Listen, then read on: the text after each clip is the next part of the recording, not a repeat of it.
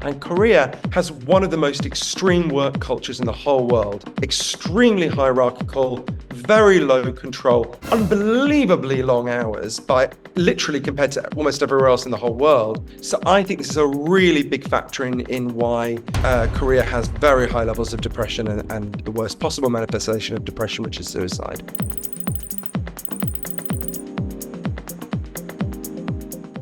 Hi, John. Welcome to my channel. Could you say hi to my subscribers? Hi everyone, my name is Yohanhaри. Okay, let's get it started. So your book, Lost Connection, was released in South Korea recently. I have it here. Before that, there was another book, Stolen Focus. Are you aware that Stolen Focus was very popular in Korea? I know because I get emails every day from people in Korea about it. It's so exciting to me. I'm going to come to Korea in August. But yeah, it's really so exciting. In the book, Lost Connection, you discuss depression and anxiety. I want to ask you, depression has been emerging as a serious issue in South Korea as well. Have you heard that South Korea has the highest suicide rate of any country worldwide? Yeah, and I think there's lots of reasons why this is happening. If you look at the 9 factors that cause depression and anxiety that I write about in Lost Connections, a lot of them are very high in Korea. What are common misconceptions people with this condition have, do you think? I think there's a lot of them. Some of them is that the people involved are just being weak or self-indulgent. Another misconception is that it's entirely something wrong with your brain, that it's purely a biological problem. There's one moment in particular that really stood out for me. I went to interview a South African psychiatrist called Dr. Derek Summerfield, and he happened to be in Cambodia in Southeast Asia when they first introduced chemical antidepressants for people in that country. And the local doctors, the Cambodians, they said to him, "Oh, we don't need them, we've already got antidepressants." And he said, "What do you mean?" Instead, they told him a story. There was a farmer in their community who stood on a landmine left over from the war with the United States and got his leg blown off. So they gave him an artificial limb, and a few weeks later he went back to work in the rice fields. But apparently it's very painful to work underwater when you've got an artificial limb, and I'm guessing it was pretty traumatic to go back and work in the field where he got blown up. The guy started to cry a lot. After a while he just refused to get out of bed. He developed what we would call kind of classic depression. They listened to him. They realized that his pain made sense. You only had to speak to this guy for 5 minutes to see why he was so distressed. One of the doctors said, if we bought this guy a cow, he could become a dairy farmer. He wouldn't be in this position where he was having to go and work in the rice fields and getting so upset. So they bought him a cow. Within a couple of weeks, his crying stopped. Within a month, his depression was gone. They said to Dr. Summerfield, "So you see, doctor, that cow, that was an antidepressant. That's what you mean, right?" Now, if you've been raised to think about depression the way we have, that sounds like a joke, right? I went to my doctor for an antidepressant, she gave me a cow. But what those Cambodian doctors knew intuitively from this individual unscientific anecdote was what the leading medical body in the whole world, the World Health Organization, has been trying to explain for years. If you're depressed, if you're anxious, you're not weak, you're not crazy, you're a human being with unmet needs. Everyone knows they have natural physical needs. You need food, you need water, you need shelter. If I took those things away from you, you'd be in real trouble real fast. But there's equally strong evidence that all human beings have natural psychological needs. You need to feel you belong. You need to feel your life has meaning and purpose. You need to feel that you have control over your work. You need to feel that people see you and value you. And this culture that we built is good at many things. I'm glad to be alive today. But our culture has been getting less and less good at meeting people's underlying psychological needs for a long time. So we need to be thinking about how do we get our needs met. So that's why you emphasize that depression and anxiety are not just chemically imbalanced, but are complex issues influenced by social and environment factors. I found the 7 losses that lead to pain as mentioned in your book, such as meaningless work, disconnection from others, valueless competition, unconscious avoidance, empowering society, insensitive environment, and unprotected future, right? I would like to ask you about valueless competition because I believe this is the biggest reason South Korea has the high suicide rate. Could you talk about? I think it's really interesting to think about this in relation to Korea. Everyone needs food, but we increasingly eat McDonald's and KFC, the wrong food, and it makes us sick. But interestingly, a kind of junk values have taken over our minds. and made us mentally sick, just like junk food makes us physically sick. The more you think life is about money and showing off, the kind of values that are inculcated in us by advertising and Instagram and everything like them, the more likely you are to become depressed and anxious by a really quite significant amount. We have been hugely driven by these values, right? We've been taught to think that life is about doing work you don't like, to buy shit you don't need, to display it on Instagram, to make other people jealous. And then when that doesn't make you feel good, you start again at the beginning. I work harder, buy more shit I don't need, show more of it on Instagram. And at some level, we all know this, right? Nobody watching thinks they're going to lie on their deathbed and think about all the shoes they bought and all the likes they got on Instagram, right? You're going to think about moments of love and meaning and connection.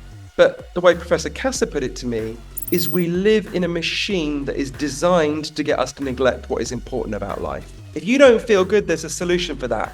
Go shopping, buy something. So we're constantly being pushed in this direction away from meaning. It's like we're fed a kind of KFC for the soul, right? It's making us spiritually sick. Now, it's not that material things aren't important. Up to a certain level, material things are important. If you're in poverty and you don't have enough, then you are going to be unhappy. But once you reach a certain level, which is not that high, more and more material things do not make you feel any better, right? And in fact, after a while, if you become obsessed with them, they make you feel much worse. Yeah, I also have experienced depression for the past 2 years. When I started my YouTube channel 5 years ago, it was so fun in the beginning. But as my channel grew and I earned more money, I became obsessed with that idea.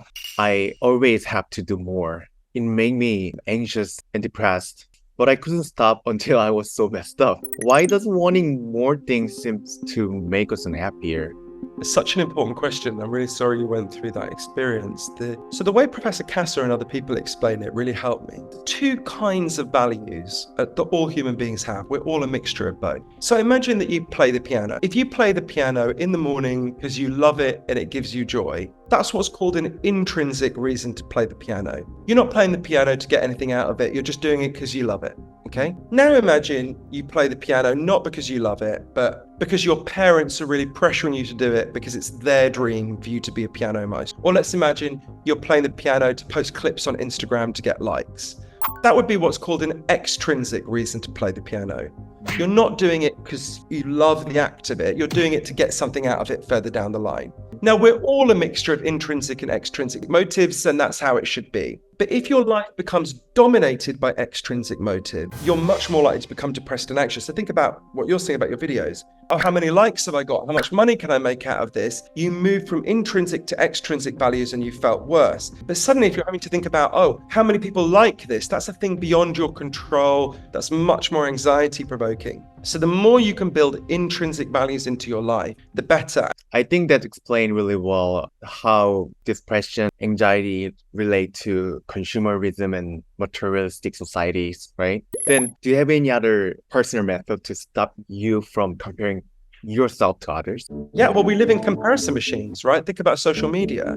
It's designed to get you to constantly compare yourself to other people, right? So one thing is to limit your access to social media. The more you look at it, it's very hard to look at that stuff and not compare yourself. So there are many techniques. Yeah. It's a plastic safe.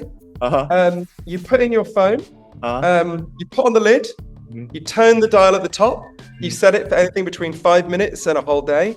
You push the button and it will lock your phone away, and then you can't get your phone. You've just got to do something else, right? So I would say you've got to pull yourself away from the machinery that is designed to get us to compare ourselves all the time. Yeah, that's why I don't really IG too much. When I use IG, I just put it on my photos. I don't look through others.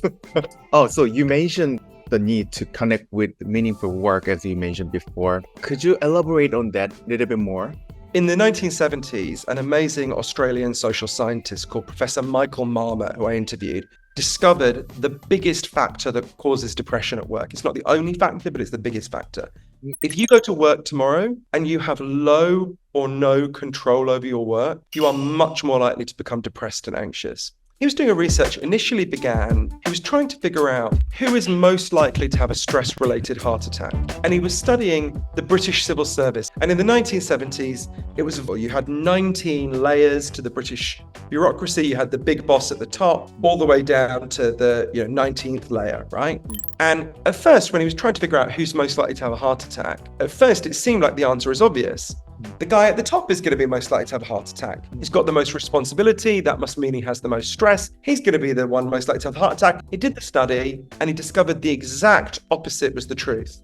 The lower down you went, the more likely you were to have a heart attack. Just trying to figure out, why would that be? The lower down you went, the less control you had over your work, right? And you could then compare people at the same level. Let's say you picked the 12th level. Some people on the 12th level have more control than others. And the people who had less control were more likely to have a stress-related heart attack, and they were more likely to become depressed and anxious. And this comes back to that question of your needs, your deeper needs as a human being. All human beings have needs, and one of the needs is you need to feel you have control over your work, because when you control your work, you can create meaning out of your work. When you've got no control over it, it's very hard to find meaning in it. And Korea has one of the most extreme work cultures in the whole world. Extremely hierarchical, very low control, unbelievably long hours by literally compared to almost everywhere else in the whole world. So I think this is a really big factor in why Korea has very high levels of depression and the worst possible manifestation of depression, which is suicide. That's the reason I quit my job,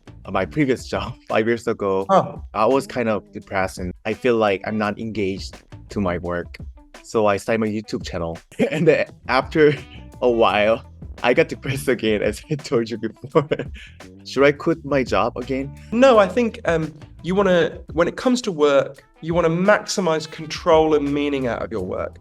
So I think you want to connect with, who are your videos helping? What pleasure do you get out of creating them? What meaning do you get out of creating them? And who is being helped by it? So you want to connect with the intrinsic value. It sounds like if it's your YouTube channel, you have a very high level of control over it because no one's telling you what to do. So I don't think that would be the issue there. But I think for that, it'd be more connecting with the intrinsic and less about, how many likes did it get and what were the comments and that kind of thing. Yeah, so I opened my membership channel so I can talk to like small amount of people. So I can make me feel I started my YouTube channel over again.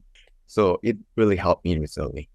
Interesting. So overall, you have proposed various solutions. What do you think is the most important key in overcoming depression and anxiety? Across the entire developed world, we have created the loneliest societies in human history.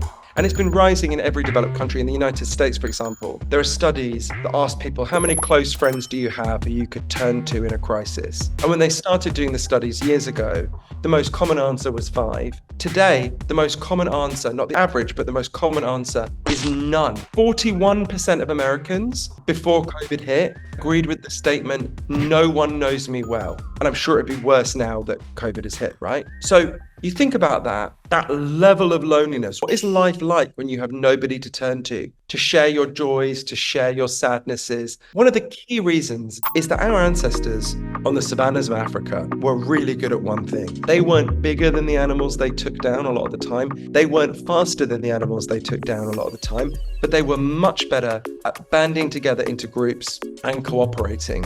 Just like bees evolved to live in a hive, humans evolved to live in a tribe. If you were separated from the tribe, you were depressed and anxious for a really good reason. You were in terrible danger, right?